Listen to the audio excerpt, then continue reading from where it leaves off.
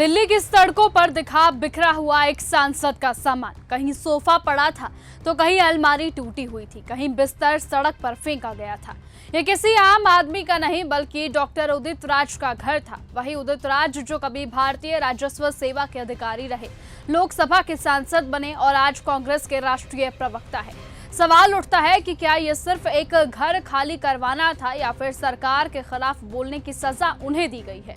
अधिकारी जबरदस्ती घुस आए और उदित राज हाथ जोड़ते रहे और कहते रहे कि हम खुद निकाल रहे हैं सामान, क्यों तोड़ रहे हैं आप? जब हम अपना सामान खुद निकाल रहे हैं क्योंकि डेलिकेट बैठे हैं तो ऐसी क्या जल्दी है भाई? अपना सामान हम खुद ही सारा पैक करके देख रहे हो, सामने जा रहा है। आप लोग को दिख नहीं रहा है क्या? कर तो रहे हैं पैकिंग, ये सारी करतूत निकाल तो रहे हैं यहाँ पे जो है, और ये डिस्क्लोज नहीं कर रहे इनको कहाँ से आदेश आया है। लेकिन किसी ने उनकी नहीं सुनी। प्रशासन ने जैसे ठान लिया था कि दलित नेता को अपमानित करना ही है। सड़क पर बिखरे फर्नीचर और कपड़ों के बीच सिर्फ सामान नहीं पड़ा था, एक आवाज कुचल दी गई थी। वही आवाज जो सत्ता से सवाल पूछती है, जो पूरन कुमार जैसे दलित अफसर की मौत पर न्याय मांगती है। कोर्ट की सुनवाई 28 अक्टूबर को तय थी, लेकिन उससे पहले ही बुलडोजर चला दिया गया। क्यों? इतनी जल्दबाजी किस लिए थी? खुद उदित राज ये कहते हैं कि मुझे दंडित किया जा रहा है क्योंकि मैंने सत्ता के खिलाफ बोला। मुझे दंडित किया जा रहा है, दंड भुगतने के लिए बिल्कुल तैयार हूँ। आवाज़ मेरी कभी बंद नहीं हुई। दलित पिछड़ों की आवाज़ हम उठाते रहेंगे और जैसा मैंने बताया कि 28 अक्टूबर को तारीख है।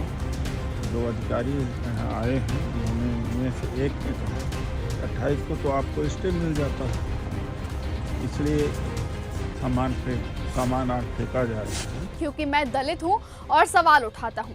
यही तो सच्चाई है।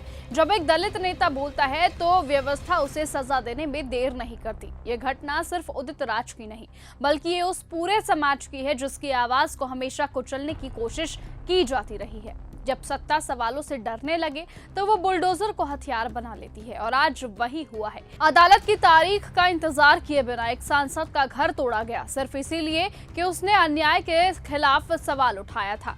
क्या यही नया भारत है जहां दलित बोलेंगे तो घर तोड़े जाएंगे, सामान सड़कों पर फेंका जाएगा? जब अखिलेश यादव का बंगला खाली हुआ तब किसी ने उनका सामान सड़क पर नहीं फेंका था, लेकिन उदित राज के साथ ऐसा व्यवहार हुआ है।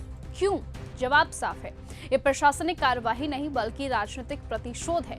और फिर भी उदित राज झुके नहीं हैं। उन्होंने कहा दंड भुगतने के लिए तैयार हूं, लेकिन मेरी आवाज कभी बंद नहीं होगी। यही आवाज अब सत्ता को सबसे ज्यादा डराती है। यही आवाज आज हर दलित, हर वंचित और हर सच बोलने वाले इंसान की आवाज बन चुकी है। इसलिए सवाल अब जनता से है, क्या ये लोकतंत्र है या सत्ता का डरावना तंत्र?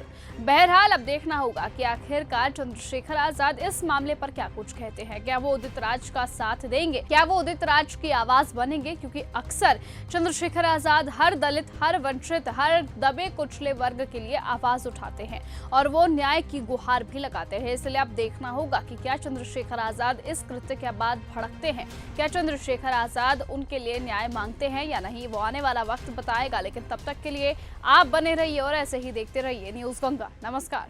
अगर आपको ये हमारा वीडियो पसंद आया हो तो इसे लाइक और शेयर करना बिल्कुल ना भूलें। साथ ही हमारे चैनल न्यूज़ गंगा को सब्सक्राइब और फॉलो जरूर करें ताकि देश और दुनिया की हर बड़ी खबर आप तक सबसे पहले पहुंचे।